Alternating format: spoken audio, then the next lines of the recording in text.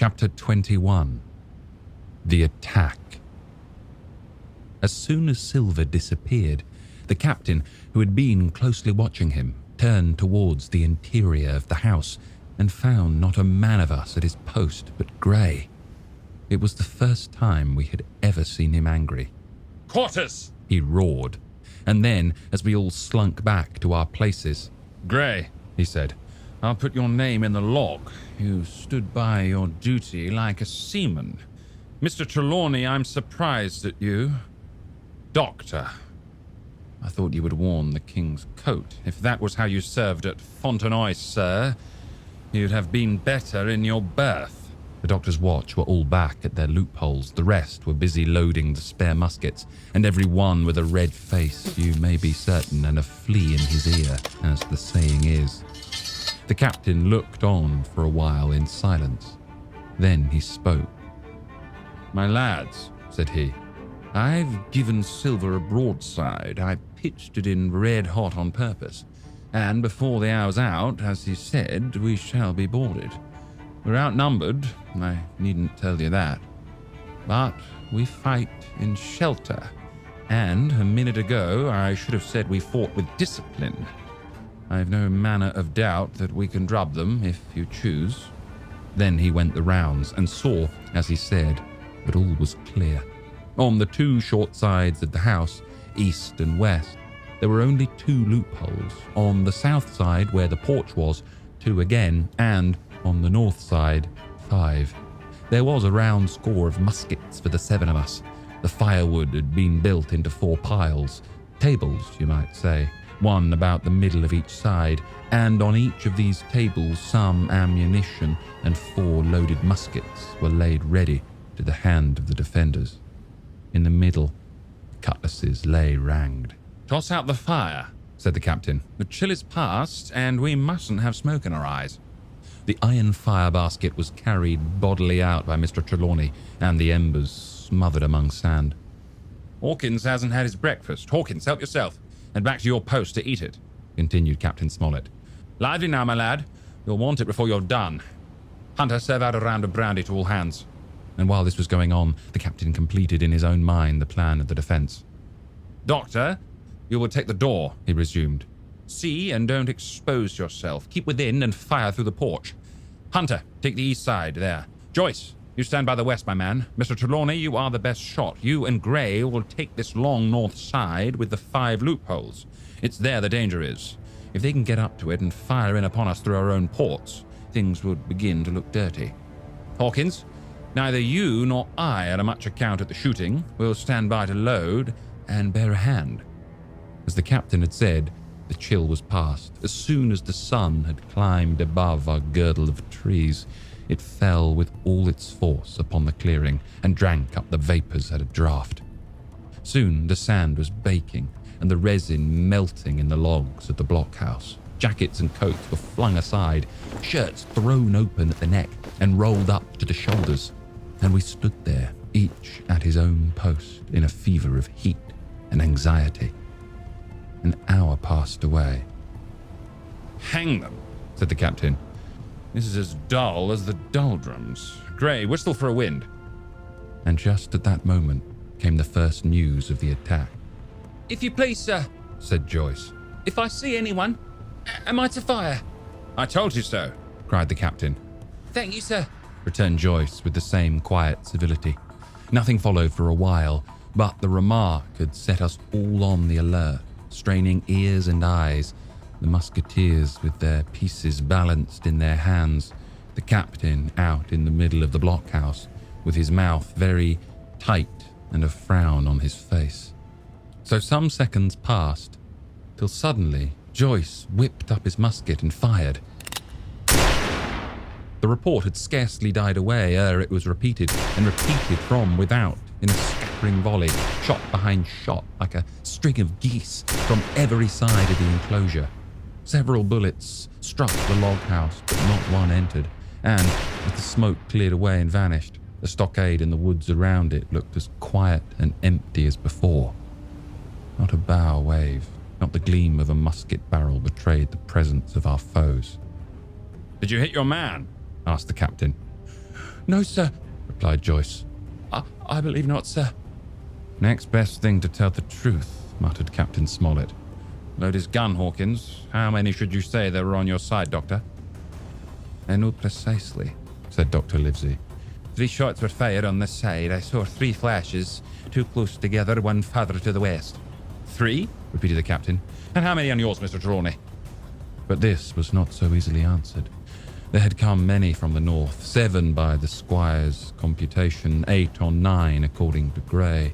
From the east and west, only a single shot had been fired. It was plain, therefore, that the attack would be developed from the north, and that on the other 3 sides we were only to be annoyed by a show of hostilities. But Captain Smollett made no change in his arrangements. If the mutineers succeeded in crossing the stockade, he argued, they would take possession of any unprotected loophole and shoot us down like rats in our own stronghold. Nor had we much time left to us for thought. Suddenly, with a loud huzzah, a little crowd of pirates leapt from the woods on the north side and ran straight on the stockade. At the same moment, the fire was once more open from the woods, and a rifle ball sang through the doorway and knocked the doctor's musket into bits. The boarders swarmed over the fence like monkeys. Squire and Gray fired again and yet again. 3 men fell, 1 forwards into the enclosure, 2 back on the outside. But of these, 1 was evidently more frightened than hurt, for he was on his feet again in a crack and instantly disappeared among the trees. 2 had bit the dust. 1 had fled, 4 had made good their footing inside the defences, while from the shelter of the woods, 7 or 8 men, each evidently supplied with several muskets, kept up a hot though useless fire on the log house. The 4 who had boarded made straight before them for the building, shouting as they ran, and the men among the trees shouted back to encourage them. Several shots were fired, but such was the hurry of the marksmen, not one appears to have taken effect. In a moment, the 4 pirates had swarmed up the mound and were upon us. The head of Job Anderson, the boatswain, appeared at the middle loophole. "Adam, all hands, all hands!" he roared in a voice of thunder. At the same moment, another pirate grasped Hunter's musket by the muzzle, wrenched it from his hands, plucked it through the loophole, and with one stunning blow laid the poor fellow senseless on the floor. Meanwhile, a 3rd, running unarmed all round the house, appeared suddenly in the doorway and fell with his cutlass on the doctor. Our position was utterly reversed. A moment since we were firing under cover at an exposed enemy. Now it was we who lay uncovered and could not return a blow. The log house was full of smoke, to which we owed our comparative safety. Cries and confusion, the flashes and reports of pistol shots, and one loud groan rang in my ears. Out, lads, out, and fight him in the open. Cutlasses? Cried the captain. I snatched a cutlass from the pile, and someone, at the same time snatching another, gave me a cut across the knuckles which I hardly felt. I dashed out of the door into the clear sunlight. Someone was close behind me, I knew not whom.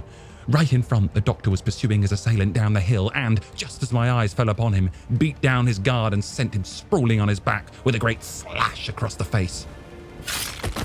Round the house, lads! Round the house! Cried the captain, and even in the hurly-burly I perceived a change in his voice. Mechanically, I obeyed, turned eastwards, and with my cutlass raised, ran round the corner of the house. Next moment, I was face to face with Anderson. He roared aloud, and his hanger went up above his head, flashing in the sunlight. I had not time to be afraid, but as the blow still hung impending, I leapt in a trice upon one side, and missing my foot in the soft sand, rolled headlong down the slope.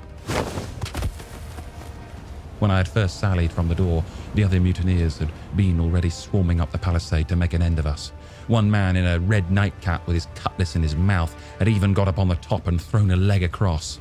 Well, so short had been the interval that when I found my feet again, all was in the same posture. The fellow with the red nightcap still halfway over, another still just showing his head above the top of the stockade. And yet, in this breath of time, the fight was over, and the victory was ours. Gray, following close behind me, had cut down the big boatswain ere he had time to recover from his last blow. Another had been shot at a loophole in the very act of firing into the house, and now lay in agony, the pistol still smoking in his hand. A 3rd, as I had seen, the doctor disposed of at a blow. Of the 4 who had scaled the palisade, One only remained unaccounted for, and he, having left his cutlass on the field, was now clambering out again with the fear of death upon him. Fire! Fire from the house! Cried the doctor. And you lads, back into cover! But his words were unheeded. No shot was fired, and the last boarder made good his escape and disappeared with the rest into the wood. In 3 seconds, nothing remained of the attacking party but the 5 who had fallen, 4 on the inside and 1 on the outside of the palisade. The doctor and Gray and I ran full speed for shelter. The survivors would soon be back where they had left their muskets, and at any moment the fire might recommence. The house was by this time somewhat cleared of smoke, and we saw at a glance the price we had paid for victory. Hunter lay beside his loophole, stunned. Joyce by his, shot through the head, never to move again. While right in the centre, the squire was supporting the captain, one as pale as the other. The captain's wounded, said Mr. Trelawney. Have they run? Asked Mr. Smollett. all that could. You may be burned, returned the doctor. but there's 5 of them will never run again. 5? Cried the captain. Come. That's better. 5 against 3 leaves us 4 to 9. That's better odds than we had at starting. We were 7 to 19 then, or thought we were, and that's as bad to bear. The mutineers were soon only 8 in number, but the man shot by Mr. Trelawney on board the schooner died that same evening of his wound. But this was, of course, not known till after by the faithful party.